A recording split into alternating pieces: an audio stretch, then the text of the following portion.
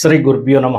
ఈరోజు మనం పరాశర పద్ధతిలోని జ్యోతిష్ శాస్త్రంలోని ఒక వ్యక్తికి రెండు వివాహాలు అవడానికి గల కారణం ఏమిటి, లగ్నం నుంచి లగ్నాధిపతి లేదా సప్తమాధిపతి 1, 7 అధిపతుల యొక్క సంబంధంతో, అలాగే కుజుడి యొక్క సంబంధం, అలాగే శుక్రుడి యొక్క సంబంధం, వీరు ఎక్కడ ఉంటే రెండో వివాహం లేదా రెండు ప్రేమ వివాహాలు లేదంటే ఫస్ట్ వివాహం క్యాన్సిల్ అవ్వడం తర్వాత వివాహం అవ్వడం అనేది మనం ఇక్కడ చూద్దాం.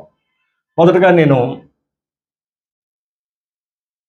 లగ్నాన్ని తీసుకుంటున్నాను. ఇక్కడ మకర లగ్నాన్ని నేను ఫస్ట్ తీసుకుంటున్నాను. మకర లగ్నంలో పుట్టిన వ్యక్తికి